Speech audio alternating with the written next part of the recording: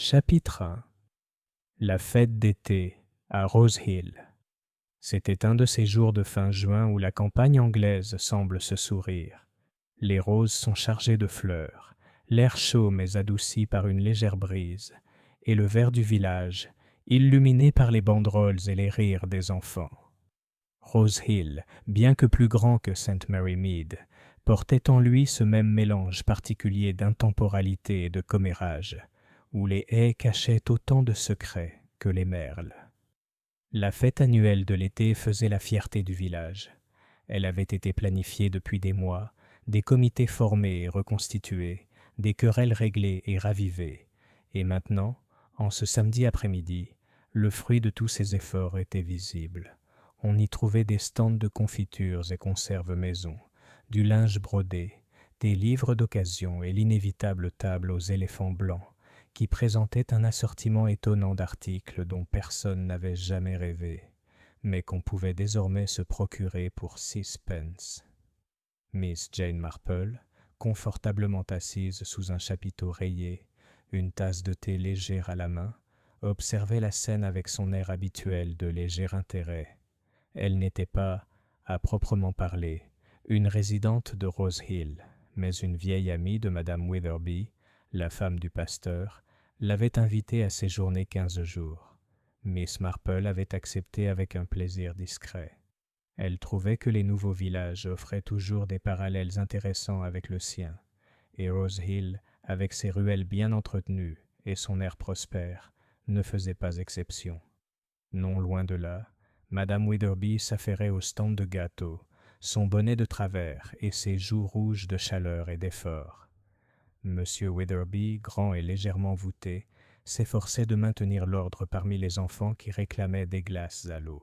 « C'est toujours pareil, » dit Madame Witherby en revenant précipitamment auprès de Mademoiselle Marple. « Tout est laissé au dernier moment, et je vous assure que si Madame Willoughby essaie de faire passer une éponge du commerce pour une éponge maison, je perdrai patience. » Miss Marple sourit faiblement. Elle avait déjà observé Madame Willoughby, une femme imposante aux perles presque trop lourdes pour son cou, se faufiler sur la table à gâteaux d'un air furtif. Miss Marple n'aurait pas qualifié cela de trompeur, mais plutôt de caractéristique. Les gens, se disait-elle souvent, se révèlent dans les plus petites actions. La fête se déroula comme à l'accoutumée. La fanfare de Marleycombe joua des morceaux de Gilbert et Sullivan.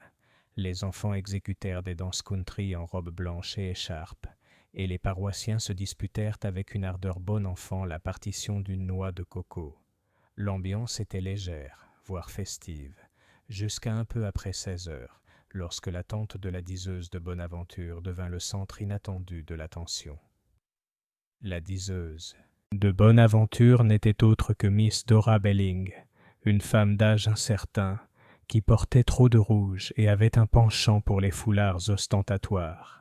Elle n'était pas originaire de Rose Hill, mais y avait loué un cottage 3 ans auparavant, et sa présence était plus que bienvenue. Certains la trouvaient amusante, d'autres la trouvaient légèrement désagréable. On l'avait persuadée, ou peut-être s'était-elle persuadée elle-même, de prédire l'avenir contre une somme modique, dont les bénéfices étaient destinés au fonds pour le toit de l'église. Une petite foule s'était rassemblée devant sa tente lorsqu'un vacarme se fit soudain à l'intérieur. Un cri aigu, le bruit d'une chute, puis le silence. Madame Witherby, avec l'instinct d'une femme de comité, se précipita en avant, écartant le rabat de la tente. Un instant plus tard, elle poussa un cri qui attira la moitié des invités à ses côtés. À l'intérieur, Miss Dora Belling était affalée sur la petite table, la tête inclinée de façon anormale. Un jeu de cartes gisait par terre, la dame de pique face visible sur l'herbe. Certains crurent d'abord qu'elle s'était évanouie, mais il devint vite et terriblement évident qu'elle avait fait quelque chose de bien pire.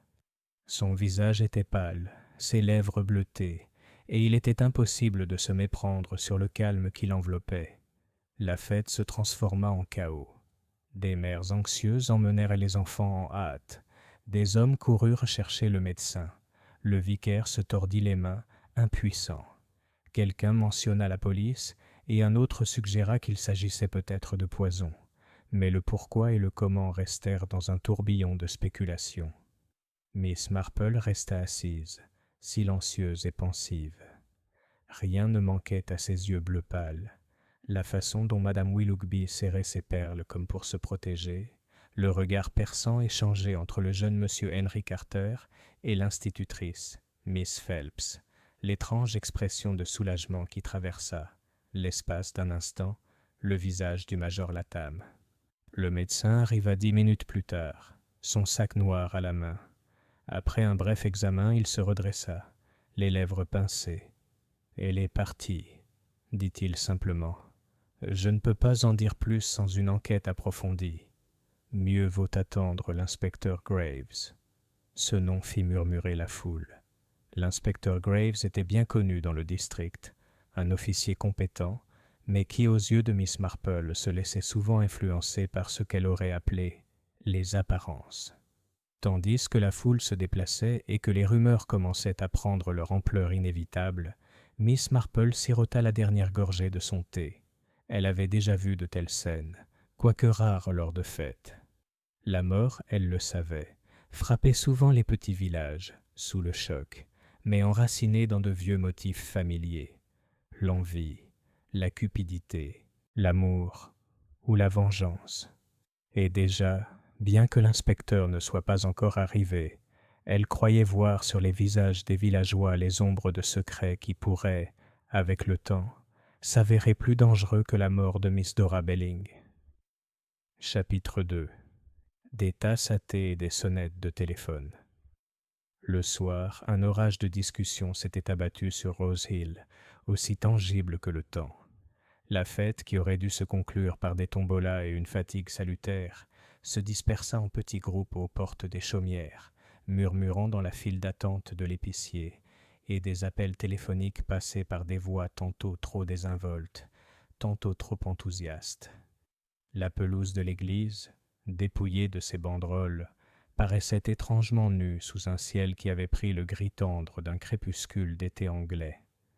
Mademoiselle Marple, reconduite au presbytère par Madame Witherby, qui marchait comme quelqu'un portant un plateau sur lequel tout pourrait glisser, s'assit avec son modeste souper sur un petit plateau, une tourte froide, un triangle de fromage du Cheshire et une tasse de chocolat. Le pasteur, grand et doux, ne mangea presque rien. Il ôta ses lunettes et les cira d'une manière qui n'améliora en rien leur clarté. « C'est affreux », dit-il d'un ton plus empreint de conscience que de choc. « Penser à un décès, et en plus à une fête religieuse. Je ne peux m'empêcher de me sentir responsable, Jane. » Miss Marple, qui n'encourageait jamais la culpabilité chez un homme déjà enclin à la culpabiliser, caressa l'air d'une petite main apaisante. « Je ne pense pas que Miss Belling aurait péri pour une leçon de théologie, Monsieur Wetherby. La mort est tellement indifférente au lieu. On se souvient du pauvre Monsieur Knight qui a succombé dans le vestiaire du Women's Institute lors d'une conférence sur le terreau. Ça, dit Madame Wetherby, c'était différent. Il avait le cœur fragile, et nous ne collections pas de fonds pour le toit. On dira que c'est un jugement. On le dira, Léonard. Tu sais bien qu'on le dira. Madame Willoughby a déjà laissé entendre, vraiment laissé entendre, que Rose Hill était trop moderne. Madame Willoughby, observa doucement Miss Marple, a tendance à faire des allusions dans la direction du vent qui convient à son chapeau. Du chemin parvint le bruit des pneus d'un vélo et une sonnette retentissant à 2 reprises. 1 minute plus tard, Ada, la bonne à tout faire des Wetherby, une fille lente, douce et qui résolvait les problèmes avec une éponge à récurer, fit entrer l'inspecteur Graves dans le petit salon. Il avait ôté son chapeau mais semblait toujours le porter. Quelque chose dans sa posture suggérait un bord. « Bonsoir, Monsieur Wetherby. Madame Wetherby. Miss Marple. » Il inclina respectueusement la tête. Il la connaissait, et cette connaissance le rendait à la fois reconnaissant et légèrement méfiant. « Je ne vous retiendrai pas. Je voulais confirmer vos dires et vous poser 1 ou 2 questions. » Madame Wetherby se redressa, les mains jointes, telle une écolière récitant des rivières. Elle répondit avec précision. La première fois qu'elle avait entendu le cri, qu'elle avait vu près de la tente, l'état de la table à l'intérieur. Il y avait une odeur, ajouta-t-elle. Pas l'odeur agréable comme celle des violettes, amère comme celle des amandes, mais pas exactement. Beaucoup de gens disent amande dans ces moments-là, dit Miss Marple d'un ton pensif. C'est souvent l'esprit qui emprunte un mot qui lui tombe sous la main. L'inspecteur Graves ne fit aucun commentaire. Il avait un carnet et divisait une page d'un trait. Les visiteurs de la tente avant et après le cri. Nous avons une liste de Madame Bowditch à la caisse, Mademoiselle Phelps, l'institutrice, le jeune Henry Carter, agent immobilier, le major Latham, Madame Willoughby, et un garçon de Marleycombe qui a défié son ami de lui faire prédire l'avenir. Il y en a d'autres qui manquent à l'appel. Les gens errent à une fête. « Henry Carter » demanda doucement Madame Weatherby. « Sûrement pas. »« Sûrement pas quoi, madame ? Ce n'est sûrement pas le genre de jeune homme à... » Elle s'interrompit, le mot « meurtre » résonnant dans la pièce sans être prononcé. « Il est ambitieux, certes, mais gentil. » Les yeux de Miss Marple étaient très bleus à la lumière de la lampe. Les jeunes gens bien castent parfois des choses, mais ce ne sont pas souvent des os qu'ils brisent. Le crayon de l'inspecteur marqua un petit astérisque. Le médecin est évasif comme il est habitué à l'être. Il évoque une asphyxie ou un empoisonnement. Il y a une congestion des vaisseaux et les lèvres présentent une teinte bleutée. Nous avons sécurisé la tente et son contenu. Il y avait des cartes, comme vous l'avez vu, et une petite bouilloire sur une lampe à alcool. Elle préparait une tisane à ses clients, semble-t-il. Des tasses et des soucoupes, dont 2 usagées. Un petit tas de charmes et de bibelots pour le magnétisme, ce qui signifie beaucoup de bêtises. Et une soucoupe avec une trace de quelque chose qui ressemble à de la poudre mélangée à de l'eau. Madame Weatherby frissonna si fort que la porcelaine sur le plateau de Miss Marple fit un bruit sec. Horrible. J'ai toujours dit que la voyance était malsaine. Dora Belling était... Oh, il ne faut pas dire du mal des morts. Mais elle était trop contente d'être remarquable. Y avait-il des clés ? Demanda Miss Marple. Elle le dit presque négligemment. L'inspecteur Graves tourna la tête. Des clés ? Pour la boîte sous la table, dit Miss Marple. Elle avait une serrure. Certaines malles de voyage en ont une, très démodée, et souvent avec une serrure particulière. Miss Belling y aurait rangé son sac à main et autres, j'imagine. Les gens qui manipulent de l'argent sont prudents, même dans les villages. L'inspectrice toussa d'une voix qui lui concédait un petit point. Il y avait une malle, fermée à clé. On s'en occupera demain matin. Inutile de forcer sous les yeux de la moitié de la paroisse. Les clés... Enfin, elle avait un trousseau dans son sac à main. 4 clés dessus, 2 Yale, une petite décorative qui n'ouvrait pas une boîte à biscuits et une vieille boîte en fer. « Et est-ce que l'une d'elles allait ?» demanda Miss Marple très doucement, comme une tricoteuse comptant ses mailles à voix haute. Le crayon de Graves s'arrêta. « Non, dit-il. En fait, ils ne l'ont pas fait. Mais cela ne veut peut-être rien dire. La maison de madame aura ses clés. On s'attend à du changement. Bonne soirée. » Il partit avec une légère inclinaison de la tête, le bord du chapeau invisible. Lorsque la porte se fut refermée et que les pas lourds d'Ada s'éloignèrent, madame Weatherby se pencha vers mademoiselle Marple. « Jane, pourquoi as-tu demandé des clés ?»« Parce que, ma chère, dit Miss Marple, j'ai vu le trou de serrure, et on oublie souvent que les serrures ont une personnalité. C'est une remarque un peu bête, sans plus. Mais je serais curieuse de savoir ce qu'il y a dans le coffre. Pas des bijoux, je crois. Miss Belling portait ce qu'elle possédait. « Pensez-vous, demanda le vicaire, que quelqu'un avait l'intention de faire cela ?» Le sourire de Miss Marple était presque tendre. « Je pense, Léonard, que les gens ont des intentions très diverses, et que chacune d'elles peut être confondue avec une autre. S'il y a du poison, eh bien le poison ne pénètre pas dans une personne sans moyens. Et les moyens sont des choses tellement ordinaires. Une tasse de thé, un bonbon, une petite friction sur un doigt. » Madame Weatherby frissonna. « Oh, ne dites pas de telles choses. Cela rend méfiant envers tout. »« Fais confiance à ton thé, ma chère, » dit Miss Marple, « et méfie-toi de tout nouvel ami qui te recommande un remède miracle. » À 10 heures, le téléphone commença à sonner. Rose Hill, comme tous les villages, possédait un système nerveux central officieux, le central téléphonique et la jeune femme qui le gérait. Ici, cette personne était mademoiselle Doris Peabody, qui connaissait la voix de chacun et une bonne partie de leurs affaires.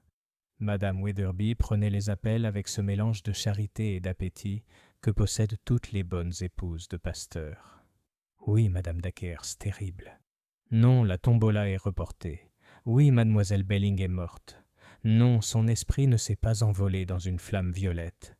J'en suis sûre, Madame Dacres. Non, je ne peux pas dire qui a fait ça. Entre deux visites, Miss Marple s'enquérait de Miss Belling, comme un tricoteur s'enquiert de la qualité d'une laine. Les gens, pensait-elle, mouraient rarement sans laisser de petites traces, des fils accrochés aux haies. Elle venait de l'autre côté de Birmingham, je crois, dit Madame Wetherby. Elle a pris Rose Cottage lorsque les pauvres monsieur et Madame Fellows ont emménagé chez leur fils à Willowbrook. Elle avait une pension et faisait un peu de consultation pour les relations amoureuses, les affaires, etc. Elle tirait les cartes et les lignes de la main. Bien sûr, la plupart du temps, c'était des conversations. « Parler », répéta Miss Marple. « Oui. Et on paie pour être écouté, ce qui n'est pas toujours synonyme de conseil. Avait-elle des amis? Pas vraiment. Le genre de femme qui collectionne les connaissances comme des cuillères.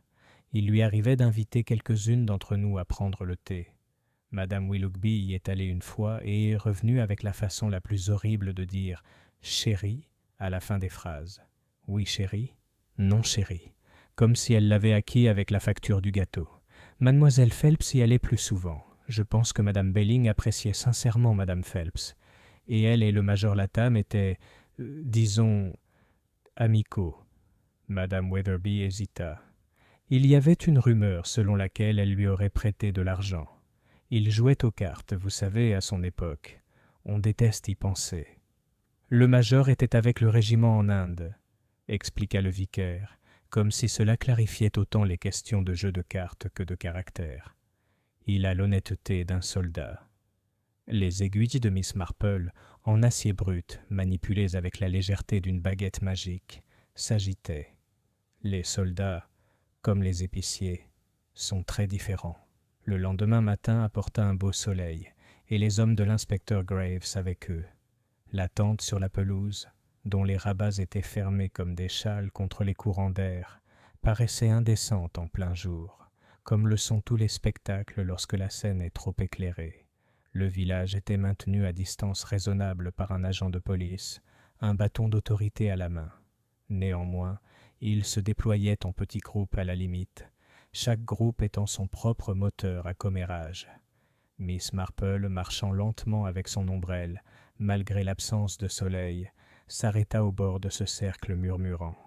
Elle fut bientôt rejointe par Madame Dacres, chapeau, pétunia et habitude de baisser la voix au mauvais moment, et par Monsieur Crosby, le boucher, dont les opinions pesaient lourd. On dit, confia Madame Dacre, qu'il y avait 2 tasses dans la tente, et que l'une d'elles était tachée, comme si quelqu'un y avait versé quelque chose et ajouté de l'eau pour la dissoudre. Mais j'ose dire que c'est absurde. Les gens font tout un plat des taches. Les taches, dit M. Crosby, ne viennent pas par magie. Croyez-moi, il y a forcément un homme au fond de tout ça.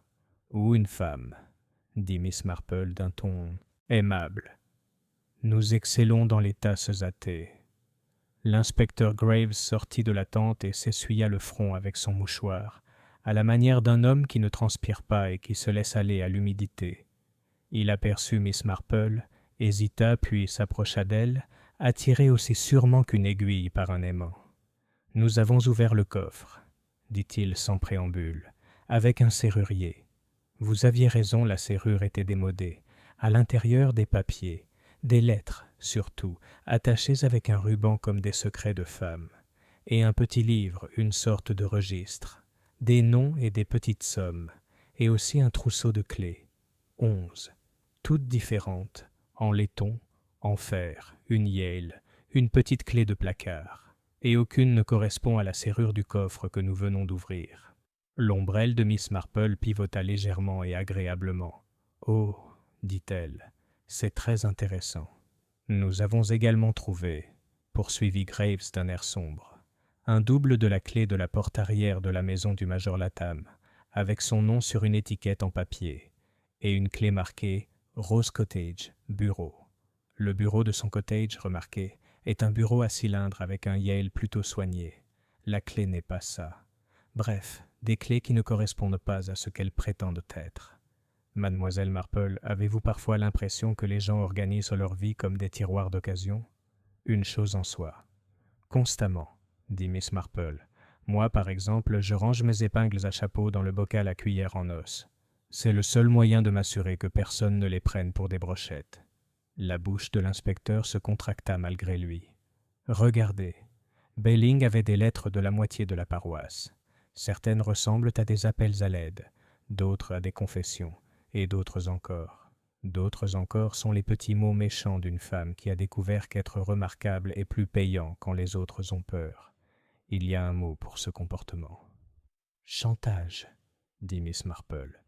Elle le prononça avec délicatesse, comme s'il s'agissait du nom d'un prêtre étranger. Justement. Graves jeta un coup d'œil au groupe de villageois comme si leur nom était déjà classé par ordre de culpabilité. La liste de ces visiteurs d'hier est pratique. L'un d'eux, je crois, est venu mettre un terme à ces lettres. Mademoiselle Phelps? Non. Le major, possiblement. Madame Willoughby? Plus que probablement. Et le jeune homme, Carter? Certainement possible. Monsieur Carter? Miss Marple tourna un visage doux vers la route, où le jeune agent immobilier arrivait à grands pas, pâle, la mâchoire serrée, chapeau à la main. Il y avait quelque chose d'obstiné dans sa démarche, comme s'il avait décidé de courir avec respect. Pauvre garçon, il a l'air de quelqu'un qui a essayé d'attraper une assiette qui tombe et qui est convaincu que tout le monde pense qu'il l'a lancée. Graves émit un petit grognement. Il est entré dans la tente juste avant le tumulte. Il a été aperçu par 2 personnes. Il en est sorti précipitamment, et des témoins affirment que mademoiselle Belling était encore en vie à ce moment-là. Il affirme n'avoir jamais touché à la théière. On verra bien. Sa relation avec l'institutrice est peut-être compliquée. Je ne suis pas fan des romances villageoises, mademoiselle Marple, mais elles ont tendance à s'entremêler avec le crime. Il fera une déposition. Des complications, murmura Miss Marple, repensant au regard échangé entre eux deux à la fête, le regard de jeunes gens tiraillés entre la fierté et une sorte de peur. Et Miss Phelps? Mademoiselle Phelps a du cran. Elle dit que mademoiselle Belling l'avait récemment conseillé. Conseiller n'est pas le mot exact qu'elle a utilisé.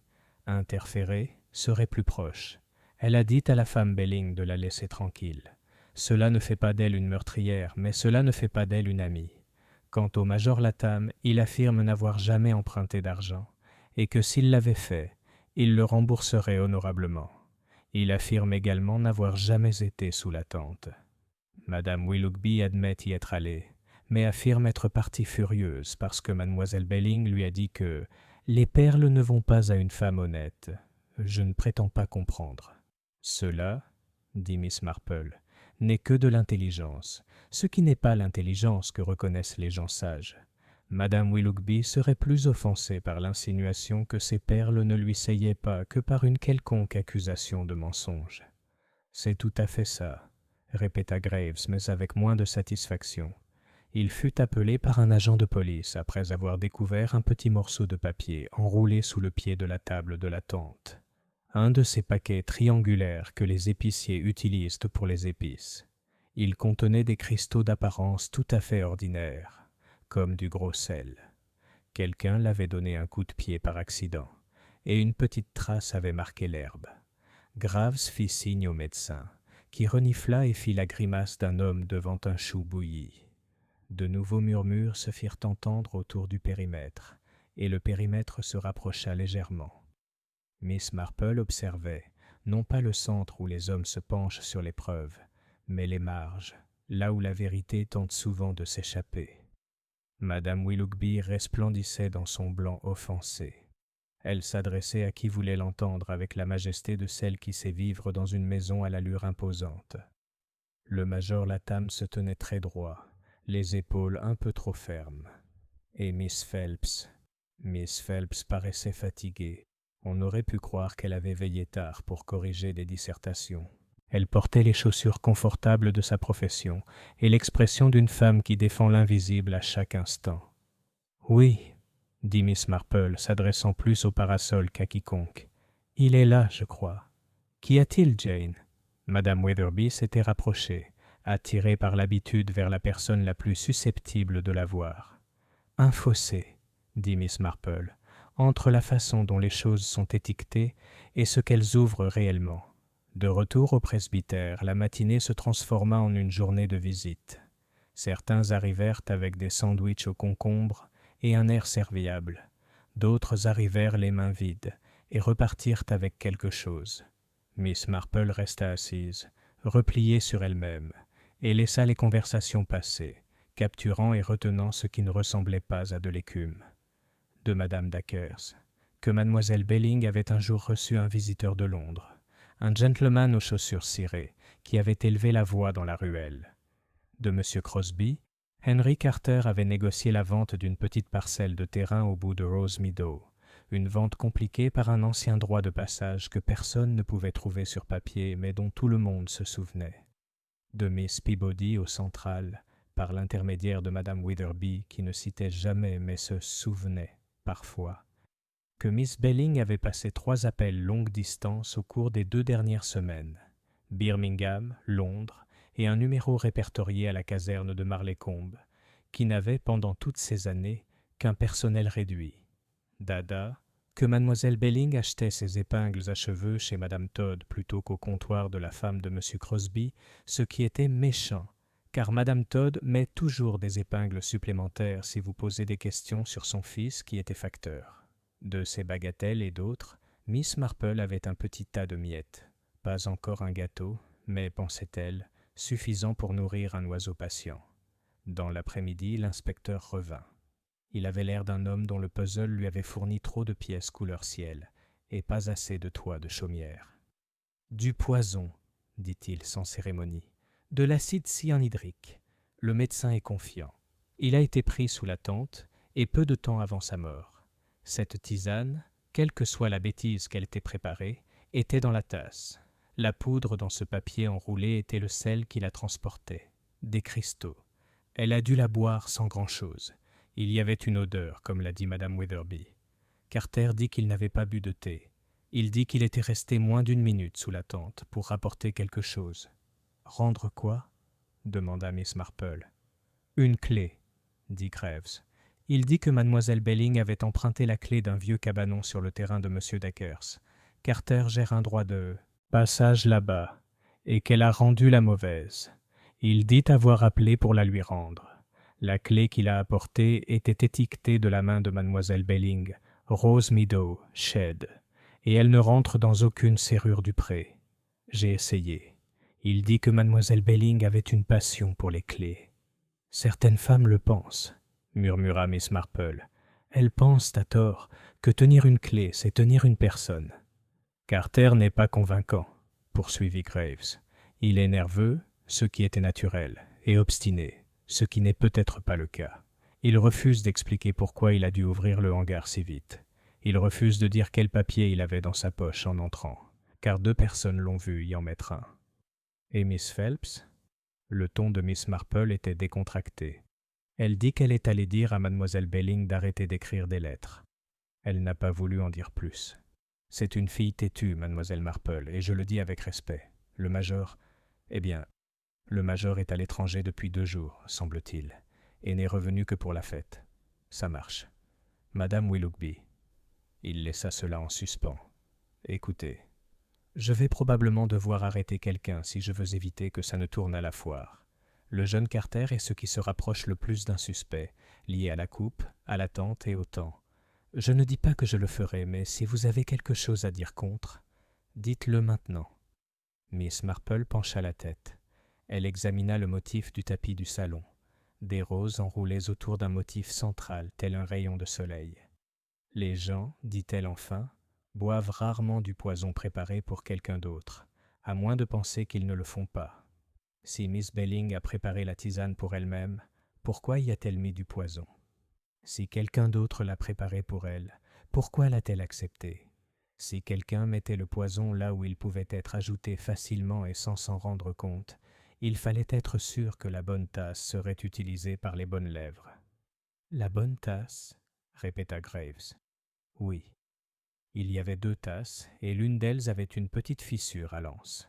Les empreintes digitales de la défunte sont sur les 2. Il y a aussi des traces indéchiffrables.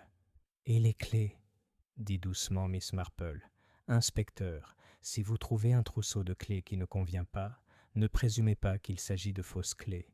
Considérez plutôt que les serrures sont ailleurs. Graves la regarda avec cette gratitude exaspérée qu'elle provoquait toujours chez les hommes sensés. Ailleurs, dit-il. C'est une grande paroisse, Miss Marple. Oh, dit Miss Marple, presque amusée. Plus grande que vous ne le pensez, et plus petite aussi. Les gens gardent leurs vraies mèches bien près d'eux, inspecteur. Seules les étiquettes errent. Après son départ, Madame Weatherby vint s'asseoir à côté de Mademoiselle Marple, comme si la proximité pouvait donner chaleur et assurance.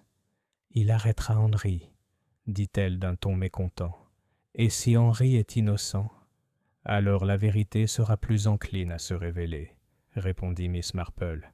La culpabilité déteste les chaises vides. Elle s'y installera et protestera haut et fort qu'elle a un billet pour un autre endroit. Ce soir-là, le village avait l'air d'une scène entre 2 actes. Les rideaux étaient tirés tôt, le bruit des radios s'était réduit à des murmures. La lampe de vélo du pasteur oscillait comme une étoile lointaine, tandis qu'il prenait un appel à une paroissienne. Miss Marple était assise près de la fenêtre, tricotant, et laissait son regard vagabonder sans en avoir l'air.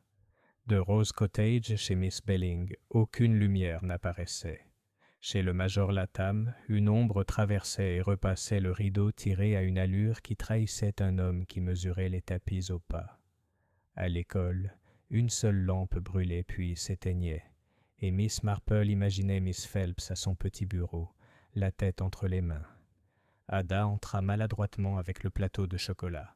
« Pardon, mademoiselle, dit-elle, mais M. Carter est déjà passé par la porte de derrière, 2 fois.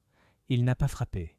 Il est resté planté là, comme s'il avait oublié comment frapper. »« Pauvre garçon, dit Miss Marple en se levant, sans toutefois vouloir l'intercepter. Certaines personnes ne sont pas soulagées par le réconfort au mauvais moment. Elle se dirigea plutôt vers le bureau et sortit du petit tiroir le bric-à-brac que recèlent toujours les presbytères. Élastique, plume, trombone. Elle disposa les trombones en une petite chaîne et sourit du plaisir insensé que cela procurait. Puis elle les réorganisa pour former une petite clé. On pouvait, songea-t-elle, trouver du réconfort dans les symboles, d'une manière dont on était trop fier pour le faire. Alors qu'elle les posait, le téléphone sonna. Madame Weatherby, avec cette vivacité qui suggère qu'une femme est toujours une meilleure secouriste que la brigade, décrocha le combiné. « Oui, oui, Doris. »« Oh, oh, ma chérie. » Elle se tenait debout, le combiné à moitié couvert, et s'adressa doucement à Miss Marple. « Jane, il y a eu un cambriolage à Rose Cottage.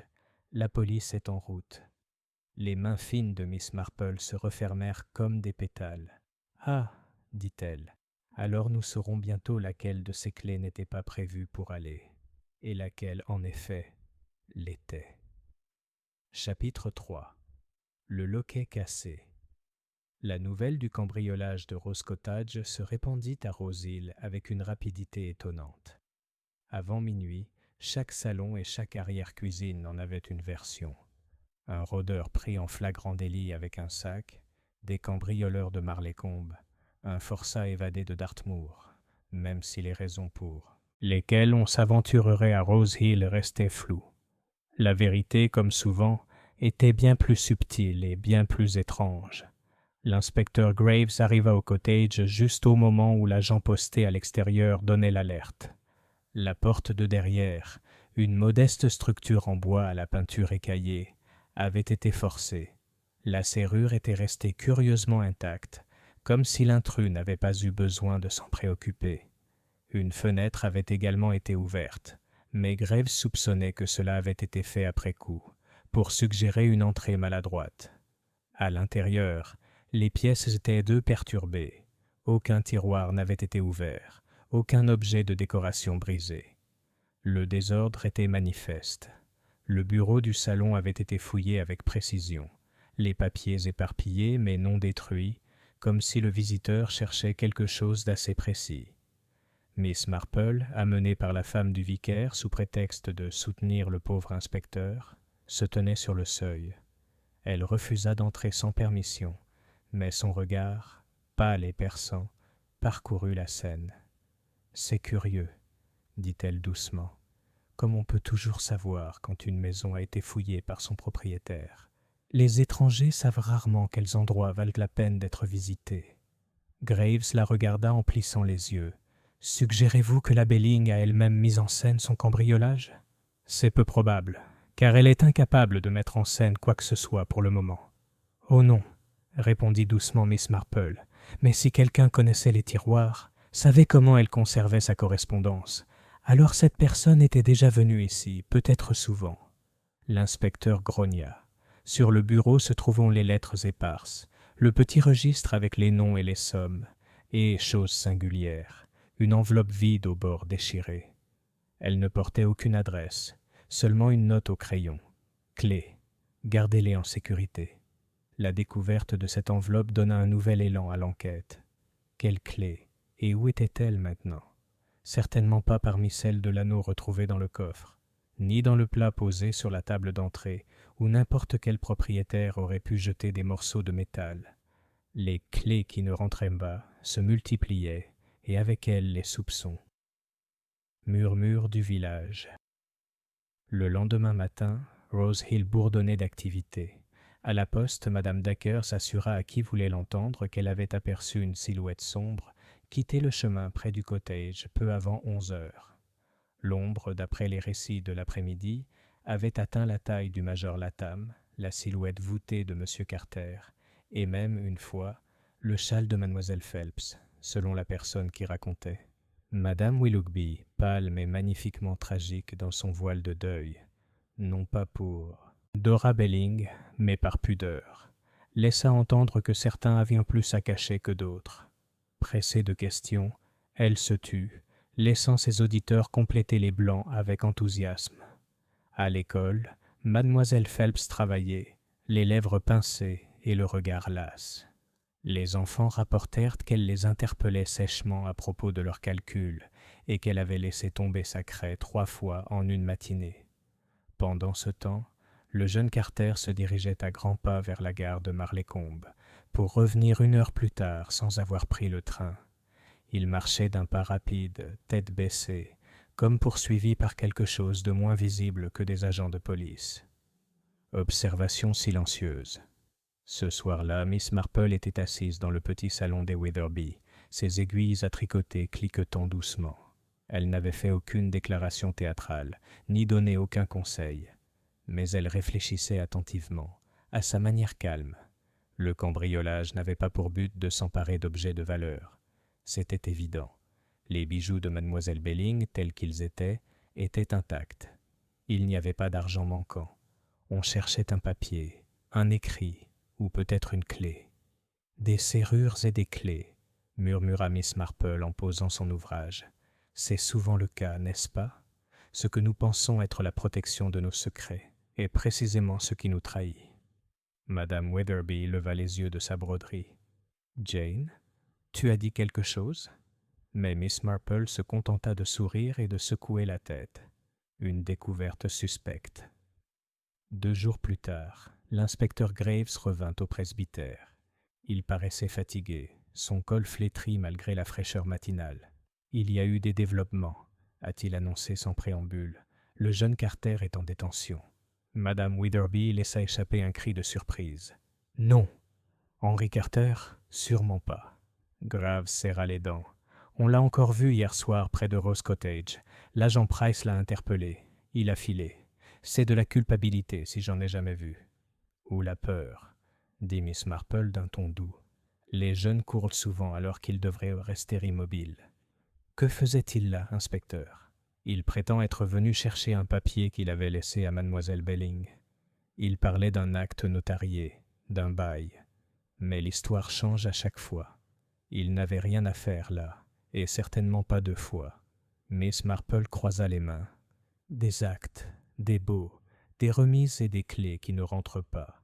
On pourrait presque croire, inspecteur, que notre pauvre Miss Belling collectionnait plus que des ragots. Peut-être collectionnait-elle des biens, juste des petites parcelles, comme une pie. Graves la regarda, mi-curieux, mi-irrité. « Et qu'en penses-tu » Miss Marple sourit faiblement. Seulement que ceux qui accumulent des bribes, lettres, clés, promesses, finissent souvent par posséder plus d'objets qu'il n'est raisonnable de le faire, et que parfois, quand on possède trop de clés, quelqu'un d'autre se met à vouloir tourner la bonne en premier. Chapter 4. Suspicion and alibi. Le village de Rose Hill s'éveilla le lendemain matin dans une atmosphère aussi âpre que le vent d'Est. Ce n'était pas seulement une femme qui avait été assassinée, c'était un jeune homme, si présent dans la vie quotidienne du village, qui était désormais accusé. Henry Carter avait été vu en train de louer des appartements, de faire du vélo dans les ruelles, de prendre le thé avec la fille Phelps. Et maintenant, aux yeux de beaucoup, il était un criminel. Dans la boucherie, M. Crosby secoua la tête en dégustant un rôti d'agneau. « Une mauvaise affaire », déclarait-il à ses clients du matin. « Et croyez-moi, ils diront qu'il était malin. Tous les criminels sont malins après coup. » Madame Dacres, qui achetait des côtelettes, se pencha avec confidence. Il était toujours trop impatient. Il souriait trop vite, parlait trop vite. Je ne me fie jamais à l'impatience. Ça ressemble à de la vertu, mais ça cache de l'impatience. Au moment où la dernière côtelette fut coupée, Carter était coupable de 3 manières différentes. Par excès d'empressement, par ambition et par une affection suspecte pour Miss Phelps. Miss Marple prend le thé. Miss Marple, cependant, réserva son jugement. Elle était assise cet après-midi-là dans le salon du presbytère, un plateau de scones entre elle et Miss Phelps. La jeune institutrice avait accepté l'invitation à contre-cœur, mais une fois dans la petite pièce silencieuse, elle sembla apprécier le calme qui régnait. « Ne soyez pas trop abattue, ma chère, » dit doucement Miss Marple, le regard brillant et bienveillant. « Le monde est toujours prompt à condamner, mais moins disposé à prendre en considération. » Miss Phelps serra les mains. « Il pense que c'est lui, Miss Marple. L'inspecteur a failli me le dire en face. Mais Henry n'est pas un criminel. Il est fier, oui, et parfois téméraire, mais pas un tueur. » Miss Marple versa du thé, remarquant à quel point la voix de Miss Phelps tremblait le plus au mot fier. « L'orgueil est un couteau bien aiguisé, ma chère, mais il n'est pas toujours aussi tranchant qu'on le craint. » Mademoiselle Phelps leva le menton. Il était seulement à Rose Cottage pour récupérer un acte. Dora Belling avait promis de le garder pour lui, des papiers concernant Rose Meadow. Elle aimait bien confier des choses aux gens.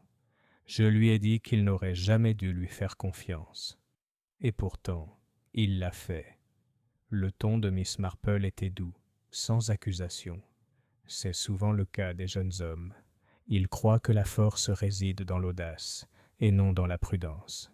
Les yeux de mademoiselle Phelps se remplirent soudain de larmes. Elle l'a menacé. Je sais qu'elle l'a fait. Elle lui a dit qu'elle avait des lettres qui pourraient le ruiner, et que s'il... Elle s'interrompit. Je ne peux pas en dire plus. Miss Marple lui tapota la main. Alors ne le fais pas, ma chère. Parfois le silence est plus éloquent que les mots. Mais n'oublie pas, la vérité finit toujours par éclater, qu'on le veuille ou non. L'affaire de l'inspecteur Graves. Plus tard dans la journée, l'inspecteur Graves convoqua une petite réunion au bureau du gendarme, invitant le vicaire, le major Latham et madame Willoughby comme témoins.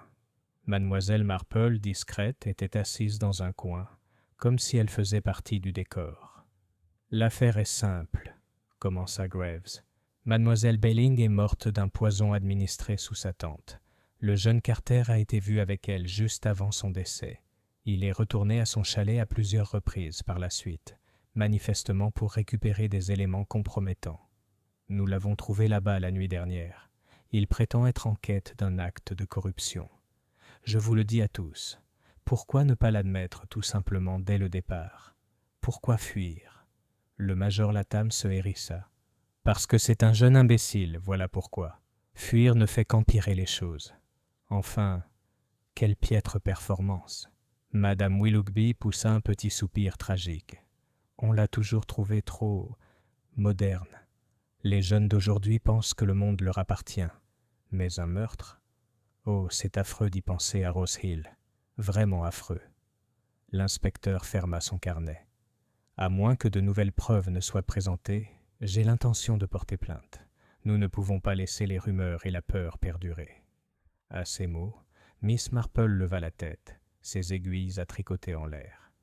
Mais, inspecteur, dit-elle doucement, vous parlez de rumeurs et de peur, et pourtant ce sont précisément ces rumeurs qui constituent de piètres preuves. Pardonnez à une vieille femme, mais n'est-il pas curieux qu'une femme qui possédait tant de clés soit retrouvée morte, et que les clés qu'elle gardait soient les mauvaises? Graves fronça les sourcils. Que voulez-vous dire, Miss Marple? Seulement ceci, dit-elle, ses aiguilles cliquetant à nouveau. Si je voulais cacher quelque chose, je pourrais l'étiqueter honnêtement et le cacher soigneusement. Mais si je voulais induire en erreur, je le ferais faussement et le laisserais là où quelqu'un serait sûr de le regarder. Mademoiselle Belling était assez intelligente pour ça. Il y eut un silence. Le major Latham s'agita sur son siège. Madame Willoughby serrait ses perles, et l'inspecteur, bien que sceptique, nota une petite note dans son carnet. Une visite à Rose Cottage. Ce soir-là, tandis que le village observait derrière les rideaux, Miss Marple demanda à Madame Witherby de l'accompagner jusqu'à Rose Cottage. Elles trouvèrent le gendarme de service, un jeune homme dont les oreilles rougissaient lorsqu'on lui adressait la parole. Miss Marple, avec son charme désarmant habituel, le persuada de les laisser observer l'allée du jardin. « Il n'y a rien de remarquable, bien sûr, » murmura Miss Marple en se baissant avec une agilité surprenante pour examiner la terre. « On ne remarque que des choses comme la façon dont un homme lourd marche différemment d'un homme léger, et comment les chaussures s'usent d'une manière que les pieds ne peuvent dissimuler. »« Que vois-tu, Jane ?» murmura Madame Witherby. « Seulement que quelqu'un est venu ici plus d'une fois cette nuit, » répondit Miss Marple, « et que les chaussures n'étaient pas celles de Carter. » Elle se redressa, son ombrelle tapotant le sol. « Non, pas du tout celles de Carter. » Le murmure des secrets. Cette nuit-là, le silence régnait à Rose Hill, mais ce silence n'était pas la paix. Les rideaux tremblaient, et les lampes brûlaient plus longtemps que d'habitude. Des lettres brûlaient dans les cheminées, des journaux intimes étaient sous clé, et un ou deux villageois restaient éveillés, répétant ce qu'ils pourraient dire si l'inspecteur venait. Miss Marple, assise près de la fenêtre de sa chambre au presbytère, s'accorda un instant de réflexion. Henry Carter pourrait bientôt être arrêté, mais sous la surface du village coulait un autre courant, celui des secrets, des mensonges, et surtout des clés qui ne cadraient pas. Et c'est dans ce curieux décalage, Miss Marple le savait, que la vérité serait finalement découverte. Chapitre 5. Une deuxième perturbation. Le lendemain matin se leva humide et maussade, ce genre de journée grise anglaise qui semble écraser les nuages sur le chaume. Miss Marple ouvrit ses rideaux sur une fine bruine, et un village déjà en pleine effervescence. La rumeur, telle la brume, s'était infiltrée dans chaque ruelle. L'arrestation d'Henry Carter n'avait pas calmé la paroisse, elle avait simplement aiguisé leur appétit. À la table du petit déjeuner du presbytère, le vicaire a déplié le chronique quotidienne, avec des mains qui tremblaient légèrement. Madame Witherby versait le thé avec plus de force que de grâce. « C'en est trop, Léonard, » déclara-t-elle. « D'abord un meurtre, puis un cambriolage, et maintenant, Dieu nous garde, un nouvel attentat. » Miss Marple leva les yeux de son toast, l'air doux. « Encore un outrage, ma chère. » Madame Witherby reposa la théière avec un tintement décisif.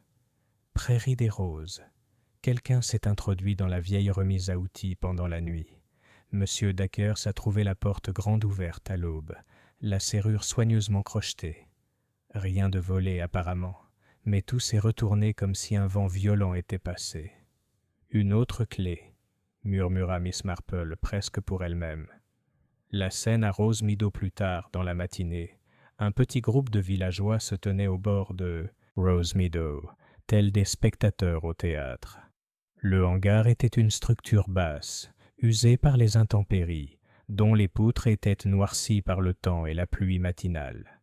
L'agent Price maintenait la foule à distance polie, tandis que l'inspecteur Graves, accroupi sur le seuil, examinait le bois éclaté.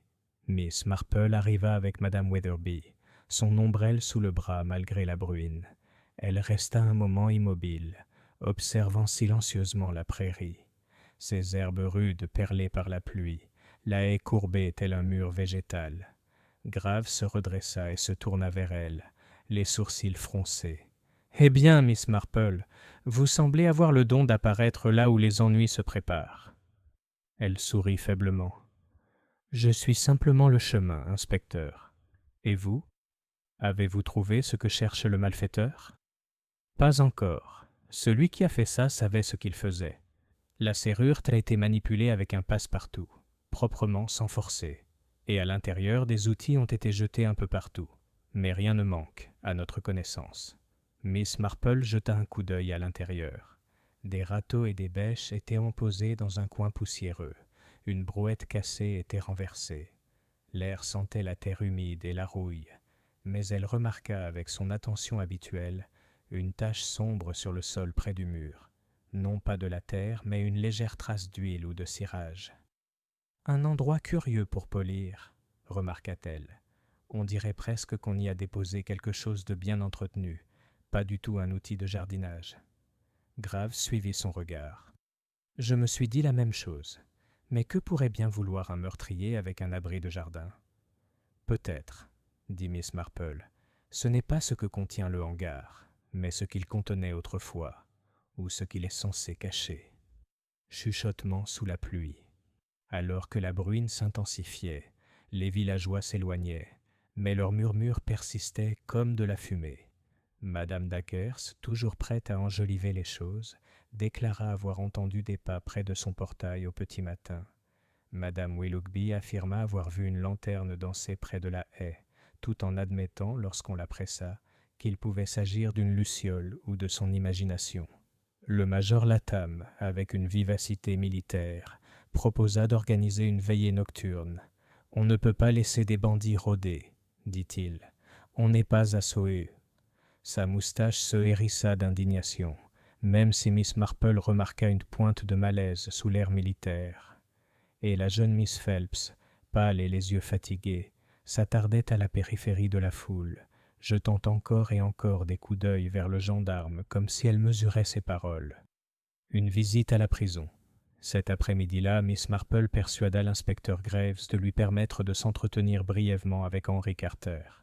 Le jeune homme était assis derrière les barreaux étroits du cachot de Marleycombe, le visage tiré mais provocateur. « Je n'ai rien à voir avec ce hangar, » dit-il aussitôt, avant qu'elle puisse parler. « Je n'en ai entendu parler que lorsque le gendarme me l'a dit. » Vous devez me croire, Miss Marple. Je suis peut-être un imbécile, mais je ne suis pas un criminel. Miss Marple le regarda avec bienveillance. « Je te crois, Henry. Mais tu dois aussi me croire quand je dis que fuir ne prouve jamais l'innocence. Dis-moi, qu'est-ce que Miss Belling t'a gardé ?» Carter hésita puis soupira. « Des papiers, de vieux titres de propriété de Rose Meadow. Il y a un litige concernant le droit de passage. Elle avait promis de les garder en sécurité. Elle avait dit savoir cacher des choses. Mais quand je suis allé les chercher, après sa mort, ils avaient disparu. » « Disparu, » répéta doucement Miss Marple, « et le hangar dont le droit de passage est en cause est maintenant perturbé. C'est très instructif. » Carter se pencha en avant, désespéré. Mademoiselle Belling, elle aimait collectionner les secrets. Elle disait qu'elle détenait les clés du village, et qu'un jour, on les paierait cher. Je croyais qu'elle plaisantait. Mais maintenant, il s'interrompit, la voix basse. Quelqu'un d'autre voulait ces clés. Réflexion du soir. De retour au presbytère, Miss Marple était assise près du feu, ses aiguilles à tricoter immobiles. Dehors, la pluie avait cessé, mais l'air était empreint de la tension silencieuse d'un souffle retenu. « Encore un trou de serrure, encore une clé, » murmura-t-elle. « Et pourtant, nos clés ne s'adaptent toujours pas. » Madame Witherby leva les yeux de son raccommodage. « Jane, penses-tu qu'Henry est innocent ?» Le regard de Miss Marple était pensif. « Je pense, ma chère, que l'innocence est rarement aussi simple qu'on l'espère. Mais la culpabilité, elle, se cache rarement là où tout le monde la regarde déjà. » Elle se pencha une fois de plus vers son tricot, le doux clic des aiguilles résonnant comme le rythme régulier d'une question, qui, dans les ruelles tranquilles de Rose Hill, possédait les clés qui convenaient, et à quelle porte. Chapitre 6. Les modèles dans le salon. Les jours suivants à Rose Hill se passèrent dans un calme trompeur. Pour un œil non averti, la vie reprit son cours habituel. Des enfants à vélo déambulaient dans les ruelles, des poules grattaient indifféremment dans les jardins des cottages, et Madame Dacres persistait à bavarder à la poste. Mais sous ce calme se cachait un malaise tenace. Les gens baissaient la voix au passage d'étrangers, les portes étaient verrouillées plus tôt dans la soirée, et personne ne pouvait se défaire du sentiment d'être observé, invisible et attentif. Miss Marple, assise presque tous les après-midi dans le salon du presbytère, semblait se consacrer uniquement au tricot. Ses aiguilles cliquetaient régulièrement, créant de petites rangées nettes de laine grise, tandis qu'elle écoutait les voix de ceux qui allaient et venaient. Et nombreux étaient ceux qui venaient, car le presbytère était un lieu naturel pour les villageois de se défouler. La visite de Madame Willoughby mardi, Madame Willoughby arriva dans un bruissement de soie et un nuage d'indignation.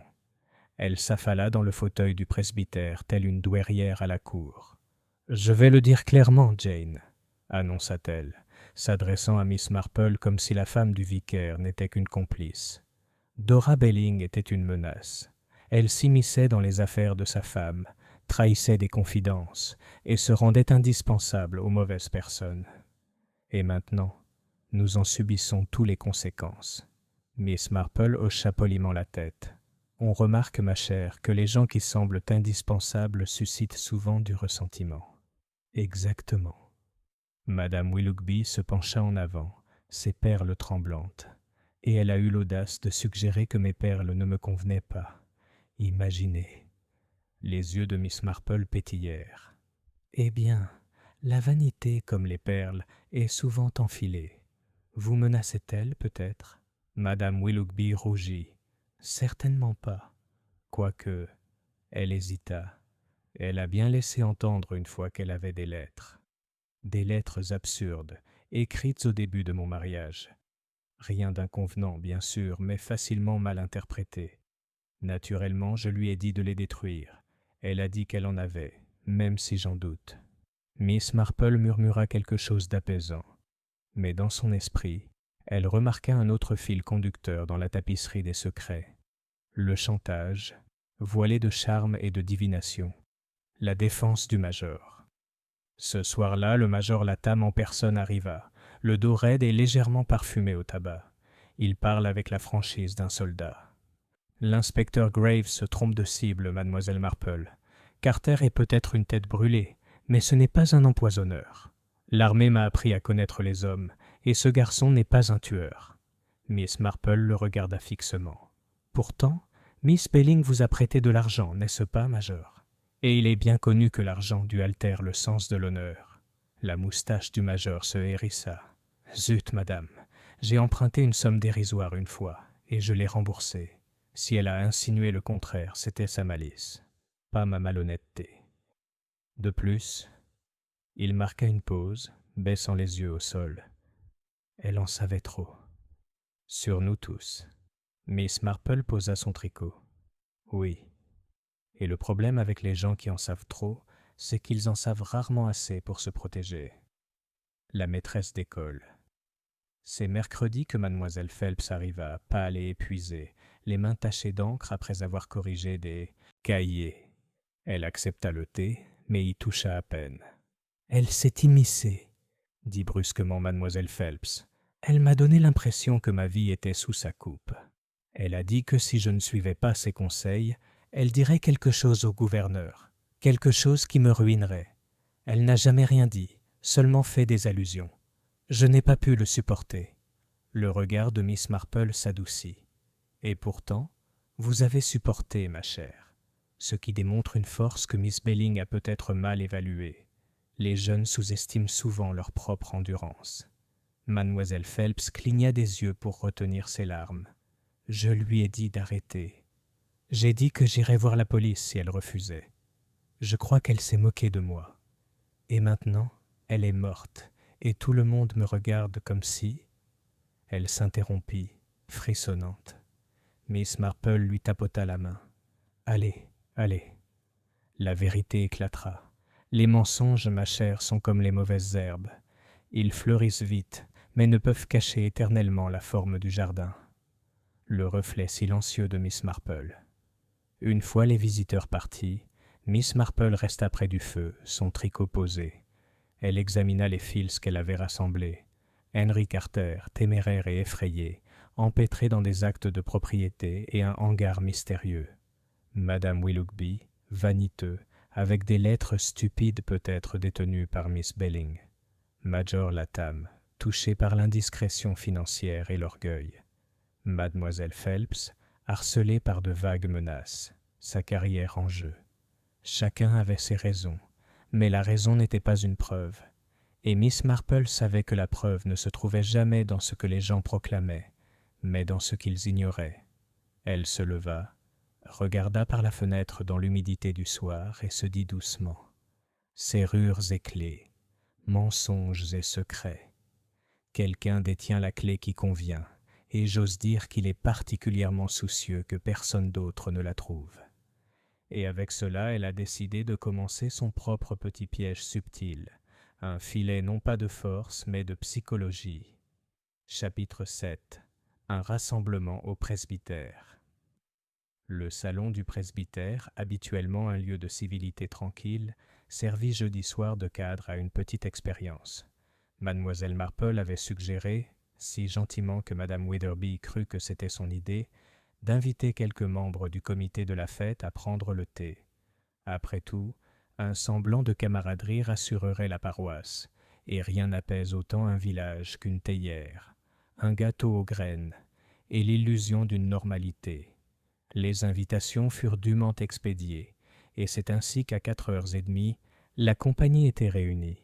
Madame Willoughby en soie craquante, le major Latham dans ses plus beaux tweeds, Mademoiselle Phelps avec ses cahiers serrés comme une armure, et l'inspecteur Graves, qui arriva sous protestation mais accepta tout de même une tasse de thé. Miss Marple, à sa place habituelle près du feu, tricotait sereinement. En apparence, elle n'était rien de plus qu'une vieille dame placide, se contentant d'observer la vie du village. Mais ses yeux, brillants comme du verre bleu, ne laissaient rien passer. La conversation commence. Le vicaire commença par une prière pour la paix, qui déboucha maladroitement sur des remarques sur la météo. Madame Willoughby orienta bientôt la conversation vers des sujets plus dramatiques. « C'est affreux, » déclara-t-elle, « de penser que la pauvre Miss Belling a pu mourir ainsi. Mais bien sûr, quand on trafique des secrets, on ne peut guère s'étonner d'avoir des ennuis. » Le major Latham grogna. « C'est elle qui l'a cherché, vous voulez dire. » « Je n'ai rien dit de tel, » rétorqua Madame Willoughby, bien que ses perles frémissent d'emphase. « J'ai juste dit qu'elle avait le don de semer la zizanie. Si on prédit l'avenir, on ne devrait pas être surpris par le malheur. » Mademoiselle Phelps rougit légèrement. « C'était cruel de votre part de parler ainsi, Madame Willoughby. Quels que soient ses défauts, Mademoiselle Belling était un être humain. » Miss Marple leva les yeux de son tricot, d'une voix douce comme du lait. « C'est vrai, ma chère. Et bien souvent, on se rend compte que les plus petites méchancetés restent gravées dans les mémoires, parfois assez longtemps pour avoir une grande importance. » Le piège est tendu. Tandis que le thé avançait, Miss Marple orienta la conversation, toujours poliment, toujours indirectement, vers le sujet des clés. Elle fit remarquer de manière abstraite combien il pouvait être difficile de les garder en mémoire dans un foyer, J'avais une nièce autrefois, dit-elle, qui étiquetait toutes ses clés avec beaucoup de soin. Malheureusement, elle les étiquetait mal. On ne pouvait jamais savoir si on avait pris le garde-manger ou l'armoire à linge. Madame Willoughby rit trop fort. Exactement le genre de bêtises que Dora Belling aurait pu faire. Elle avait cette malle pleine de choses inutiles, des clés de nulle part, comme elle les appelait. Le major Latham fronça les sourcils. C'est absurde. Un soldat garde ses clés en ordre. Miss Phelps ne dit rien, mais sa main tremblait légèrement lorsqu'elle attrapa sa tasse. Miss Marple poursuivit sans se presser. « Oui, tout à fait. Et pourtant je me dis toujours que si l'on trouve une clé qui ne convient pas, il faut se demander, est-ce la mauvaise clé ou la mauvaise serrure ?» Le silence qui suivit fut bref mais pesant. Madame Weatherby entra précipitamment avec d'autres scones pour le couvrir. Mais mademoiselle Marple avait vu ce qu'elle voulait. Une crispation de la mâchoire du major Latham, une lueur d'inquiétude dans les yeux de mademoiselle Phelps et le rire nerveux de madame Willoughby. Inspecteur Crafts. Objet. Après le départ des invités, l'inspecteur Grave s'attarda, visiblement insatisfait. « Vous adorez vos petits tours de passe-passe, Miss Marple, dit-il sans embâge, mais c'est du travail de police.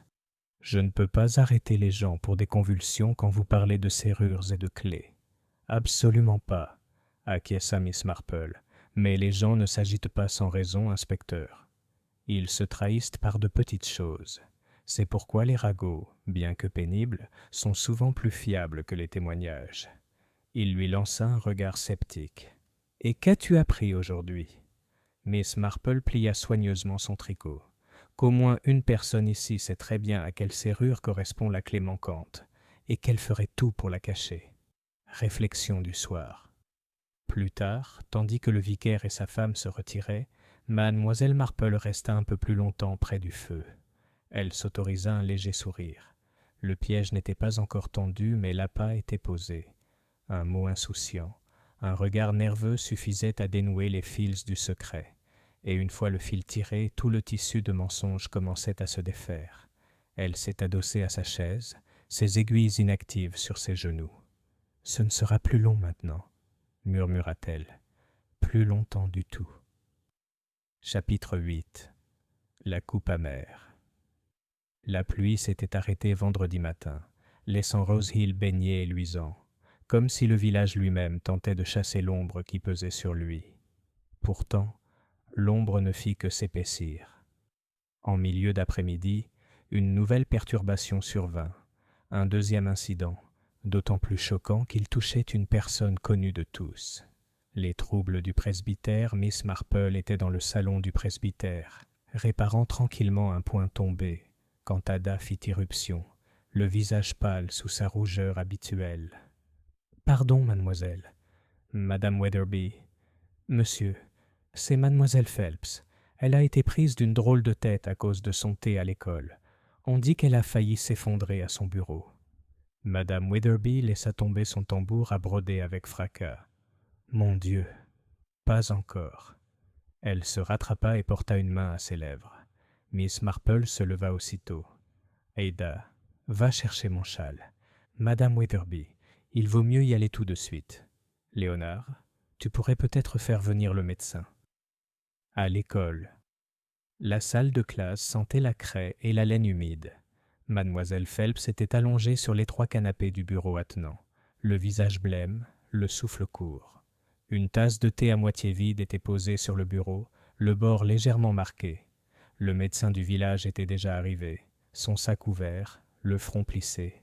« Pas fatal, Dieu merci », annonça-t-il à l'entrée de Miss Marple, mais quelqu'un voulait faire des bêtises. Le thé était contaminé par quelque chose d'amer, de métallique. Elle l'a remarqué dès la première gorgée. Je lui ai immédiatement administré un vomitif. Le regard de Miss Marple s'attarda sur la tasse de thé. « Encore une gorgée amère, » murmura-t-elle. On se demande si elle lui était destinée, ou si c'était simplement pratique. L'inspecteur Graves apparut quelques minutes plus tard, chapeau à la main, le visage sombre. Il se pencha sur la tasse de thé, renifla et jura doucement. Encore du poison. Par le ciel, ça va réveiller la paroisse. Miss Marple, très calme, demanda « Qui a apporté son thé à Miss Phelps ?» L'institutrice, faible mais consciente, parvint à murmurer « Il m'attendait dans le bureau. Je pensais qu'Ada, la collégienne, l'avait préparé. Elle le fait souvent, mais elle a juré ne pas y avoir touché. » « Alors quelqu'un l'a placé là, » dit doucement Miss Marple, sachant que tu le boirais sans poser de questions. Le village en ébullition. Le soir, Rose Hill était en émoi. Un autre empoisonnement. Et cette fois, celui de l'institutrice elle-même, qui avait toujours été considérée comme respectable, appliquée, presque insipide dans sa fiabilité. Les mères chuchotaient avec anxiété à propos de l'envoi de leurs enfants à l'école. Les pères murmuraient à propos de la nécessité de fermer les portes la nuit. Madame Dacres affirmait que le village était sous le coup d'une malédiction. Monsieur Crosby jura que si l'inspecteur n'arrêtait personne rapidement, il formerait sa propre patrouille. Madame Willoughby déclara avoir toujours soupçonné mademoiselle Phelps d'être mêlée à tout ça, sans toutefois préciser de quelle manière. Le major Latham, rencontré chez l'épicier, déclara haut et fort qu'il était scandaleux que de telles choses puissent se produire sous la surveillance de la police. Il laissa entendre avec un ton sombre qu'à son époque, l'armée aurait géré la situation avec plus de fermeté. Une réflexion privée. De retour au presbytère, Miss Marple était assise, son tricot mis de côté, les yeux fixés sur le feu. « 2 incidents empoisonnés, » dit-elle doucement. « L'un mortel, l'autre presque. Pourtant le schéma est le même. Une femme seule, une tasse de thé laissée à portée de main, un goût amer assez alarmant, et des clés, toujours des clés, qui ne vont pas. » Madame Witherby, toujours secouée, demanda « Jane, voulez-vous dire que celui qui a tué Dora Belling essaie maintenant de tuer mademoiselle Phelps ?» Miss Marple joignit les mains. « Peut-être, ma chère, ou peut-être que quelqu'un voulait la faire taire, parce qu'elle savait quelque chose. Quoi qu'il en soit, la main est la même, et ces mains, même si elles versent le thé doucement, tremblent souvent lorsqu'on les presse ainsi. » Elle sourit faiblement, malgré un regard grave. « Il est presque temps, je crois, de tourner la clé dans la bonne serrure. » Chapitre 9. Le cercle se resserre. Le dimanche suivant, les cloches de Saint Luc sonnèrent à Rose Hill, leurs carillons craquant dans l'air automnal. Les villageois, rassemblés dans leurs plus beaux manteaux et chapeaux, paraissaient sereins, mais sous les chants des cantiques vibrait un malaise constant. 2 empoisonnements en autant de semaines avaient anéanti l'illusion de paix.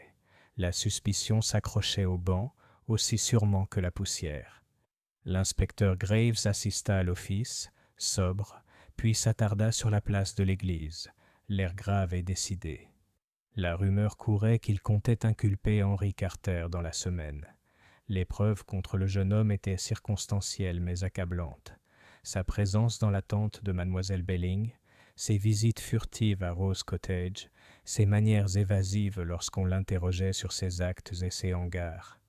Miss Marple, rentrant chez elle avec madame Wetherby, entendit le murmure des spéculations dans chaque groupe de villageois. Elle remarqua la gravité théâtrale de madame Willoughby, comme si elle répétait déjà son témoignage. La moustache du major Latham se hérissait d'une colère contenue, et la façon dont mademoiselle Phelps gardait la tête baissée, comme si le poids d'un savoir inexprimé la pesait. La décision de l'inspecteur Graves.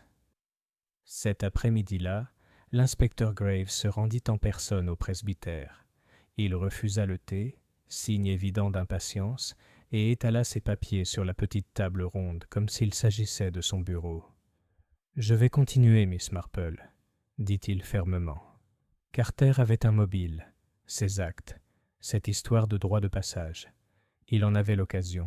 Il était le dernier à avoir été avec le défunt, et il avait l'occasion de revenir, à la recherche de ce qui l'incriminait. Quant au thé de Miss Phelps, eh bien, peut-être cherchait-il à la faire taire, sachant qu'elle avait souvent parlé à Belling. Miss Marple écoutait, les mains jointes, les yeux baissés. « Oui, inspecteur, c'est peut-être vrai. Pourtant, je ne peux m'empêcher de penser au comportement des jeunes hommes. Ils sont téméraires, certes, mais pas patients. Le poison exige de la patience et une certaine froideur. Henry Carter est impétueux, mais pas impitoyable. Graves fronça les sourcils. « Tu parles de l'un des autres ? Willoughby ? Latham ? L'institutrice elle-même ? Ils avaient tous des griefs, certes, mais aucun n'était aussi urgent. » Le sourire de Miss Marple était faible. « Les griefs ne sont pas comme les pommes, inspecteur. Ce n'est pas toujours la plus grosse qui tombe la première. Parfois, c'est celle qu'on laisse pourrir dans le tonneau. » Un petit rassemblement. 2 soirs plus tard, Miss Marple persuada Madame Witherby d'organiser un dîner de comité au presbytère. Officiellement, il s'agissait de discuter de la tombola de la fête, reportée. En réalité, c'était le lieu choisi par Miss Marple. Autour de la table était assis Madame Willoughby, resplendissante mais tendue. Major Latham, droit et agité. Mademoiselle Phelps, pâle et vigilante. Et par concession, l'inspecteur Graves, qui avait l'air légèrement abusé, mais qui restait tout de même. Au début, la conversation fut polie. Gâteau, abonnement, météo.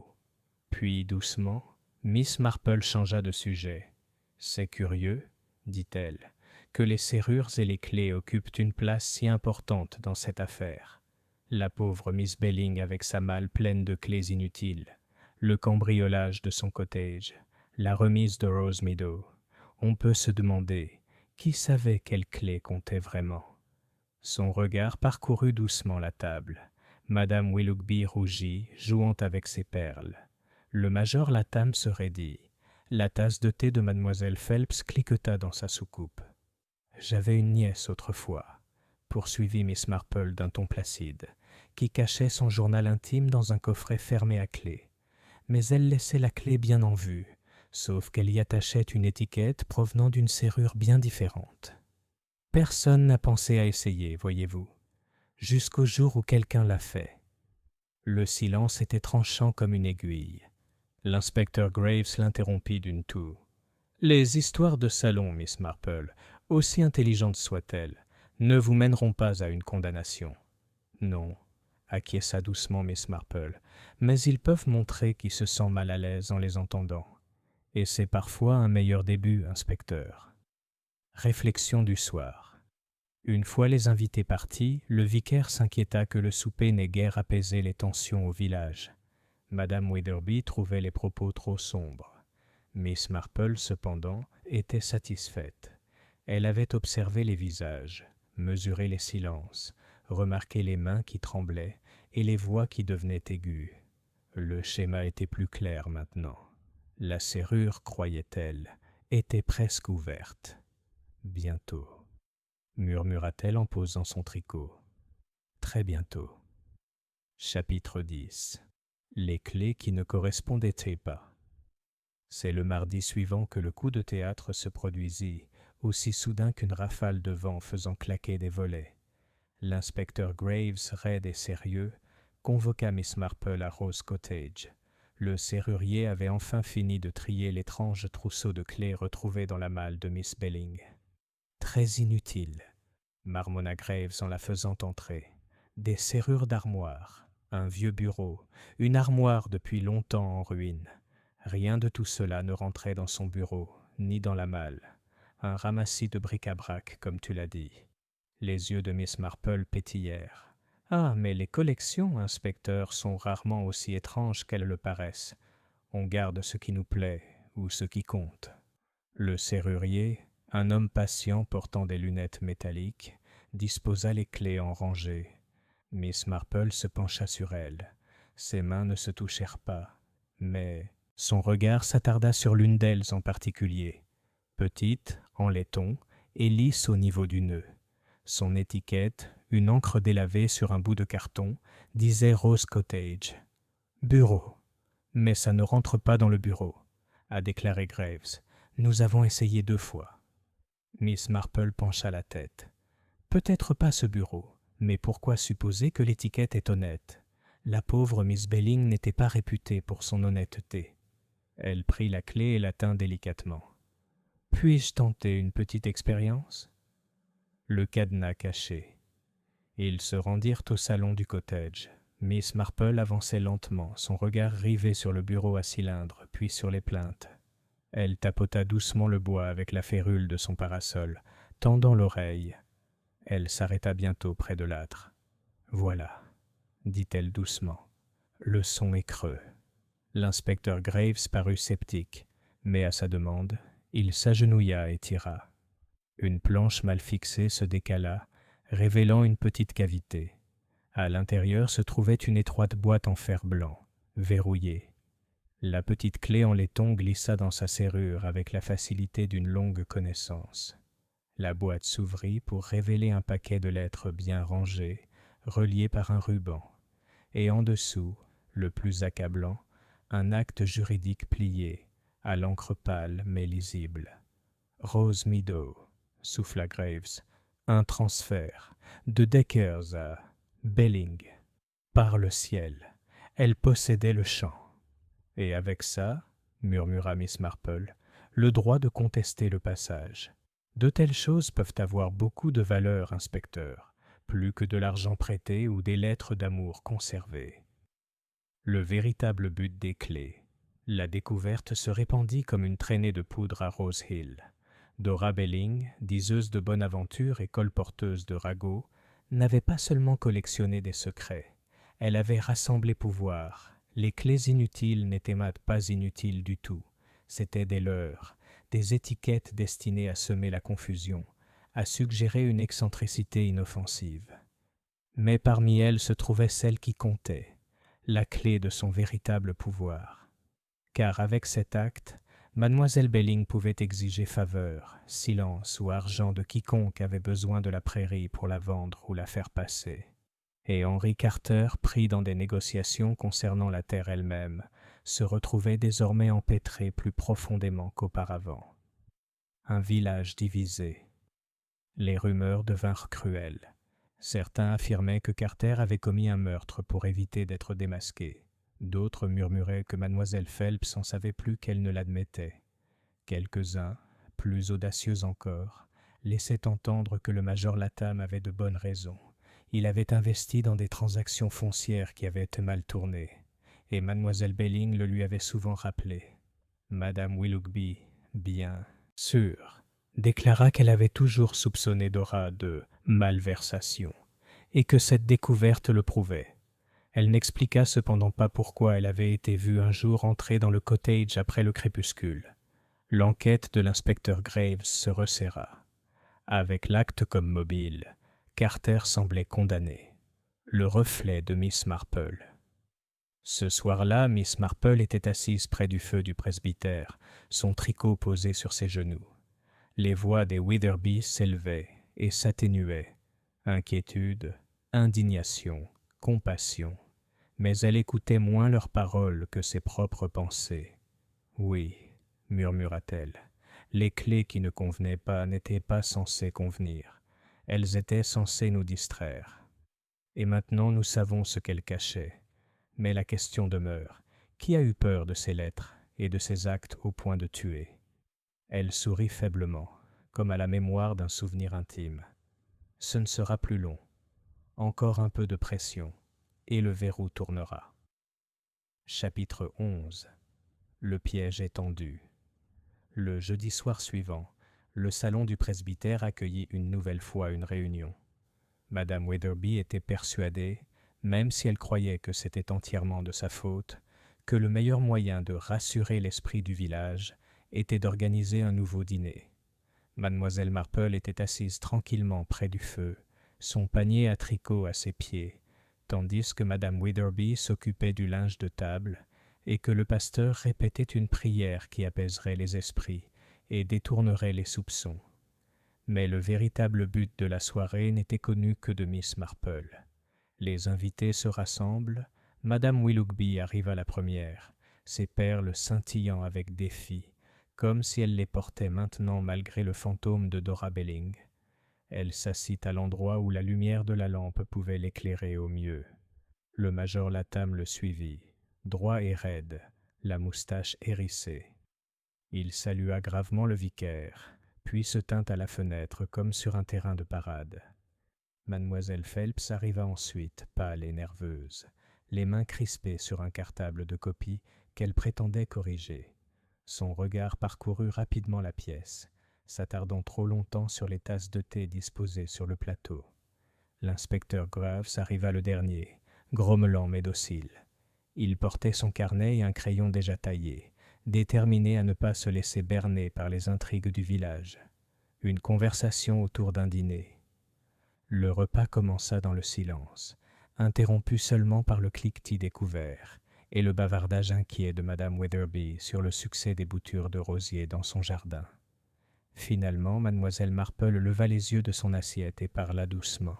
« C'est étrange, n'est-ce pas, comme de petites choses deviennent grandes. Une dispute à propos d'un sentier, une clé égarée, une lettre insensée. On pourrait croire que ce sont des broutilles. Et pourtant, voyez ce qu'elles sont devenues. » Madame Willoughby poussa un soupir dramatique. Du chantage, Jane. C'était ça. Elle collectionnait nos faiblesses comme des timbres. Et pourquoi? Être assassinée sous une tente? Je ne la plains pas. Le major Latham grogna. Je ne comprends pas que les femmes s'adonnent à ce genre de choses. Le poison, c'est l'arme des lâches.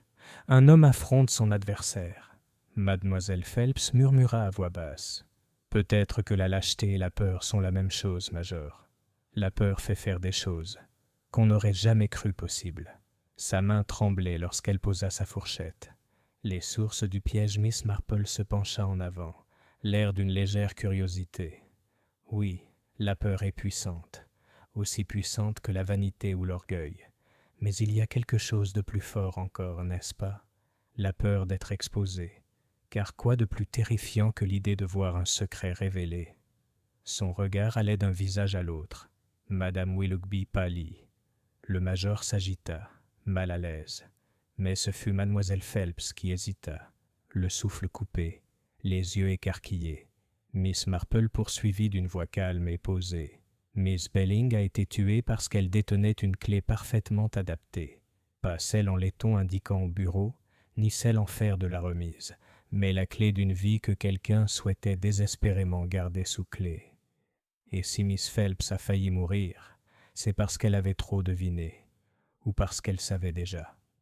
Le silence était si complet que même l'horloge sur la cheminée semblait hésiter avant de sonner le quart d'heure. Le cartable de Mademoiselle Phelps glissa de ses genoux, répandant des cahiers sur le tapis. Elle ne se pencha pas pour les récupérer. Ses lèvres tremblaient, et ses mains se tordaient, comme si elle cherchait à rester immobile. L'inspecteur Graves se leva à demi, les yeux rivés sur elle. Mais Miss Marple leva une main apaisante. « Pas encore, inspecteur, » dit-elle doucement. « La vérité apparaît toujours plus sûrement lorsqu'on la laisse entrer dans la lumière plutôt que de la forcer. » Fin de soirée. La réunion prit fin peu après. Madame Willoughby partit dans une agitation dramatique, le major avec une courtoisie guindée. Mademoiselle Phelps, pâle comme un parchemin, s'excusa tôt. Seul l'inspecteur Graves s'attarda, l'air sombre. « Vous la faites trembler, Miss Marple. » Mais trembler n'est pas une confession. Miss Marple plia son tricot avec un léger sourire. « Non, inspecteur. Mais c'est le premier tour de clé. Demain, peut-être, la serrure s'ouvrira complètement. » Elle regarda le feu, le regard pensif. Il faut être patient avec les serrures, surtout celles qui protègent un cœur coupable. Chapitre 12. Le verrou tourne. Le lendemain matin, après un souper agité, Rose Hill se réveilla avec le calme fragile qui précède souvent une tempête. Les ragots étaient plus vifs que jamais, moins centrés sur Henry Carter, toujours en proie à la misère dans la prison de Marleycombe, que sur Mademoiselle Phelps. Son visage pâle et ses mains tremblantes au presbytère n'étaient pas passés inaperçus. Les villageois murmuraient que l'institutrice n'était pas tout à fait elle-même, qu'elle avait l'air hanté. Miss Marple, qui a fait une petite promenade dans les ruelles du village après le petit déjeuner, a entendu suffisamment d'extraits pour remplir un carnet. Elle a bu le poison mais n'est pas morte. C'est étrange. Elle était toujours restée secrète, celle-là. Les secrets, tu sais. Peut-être qu'elle et Carter étaient dans le même bateau. Elle écoutait, hochait la tête et retenait chaque mot. Les ragots, se disait-elle souvent, étaient comme de la fumée, irritants, parfois obscurs, mais toujours surgissant d'un incendie quelque part. La frustration de l'inspecteur Graves. À midi, l'inspecteur Graves se présenta au presbytère. Son visage était figé, ses manières brusques. « Ça ne va pas, Miss Marple, » dit-il sans préambule. « Il me faut une mission. Mes supérieurs me pressent d'agir. Carter est facile, mais cette fille, Phelps, il y a quelque chose. Vous l'avez vue hier soir. Elle est au bord de l'évanouissement. Je pourrais la faire venir. » Miss Marple leva les yeux de son tricot avec un léger reproche. « Mon Dieu, inspecteur, une confession trop insistante est comme un pudding trop cuit, à peine prêt à être servi. Non, ce qu'il vous faut, c'est que la vérité se révèle, et elle le fera, si l'occasion s'en présente. » « Et quelle serait cette occasion ?» demanda-t-il. Miss Marple sourit faiblement. « Une clé, inspecteur. La bonne clé, dans la bonne serrure. » Le rassemblement du presbytère. Le soir même, sous prétexte de vérifier les comptes de la fête, mademoiselle Marple organisa une autre réunion au presbytère. Madame Willoughby entra avec une dignité tragique.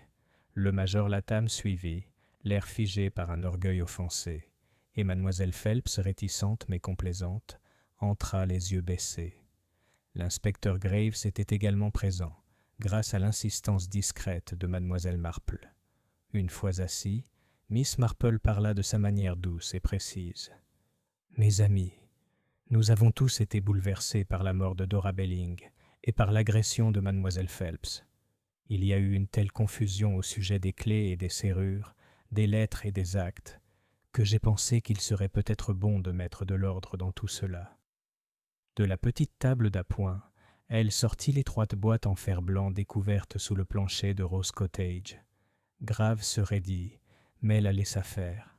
Miss Marple avait insisté plus tôt sur le fait qu'il était temps d'en prendre le contenu. « Ces lettres, dit-elle doucement, montrent à quel point mademoiselle Belling tenait nombre d'entre vous sous son emprise. De l'argent dû, des lettres écrites, des secrets insensés mais précieux. Elle se délectait de telles choses.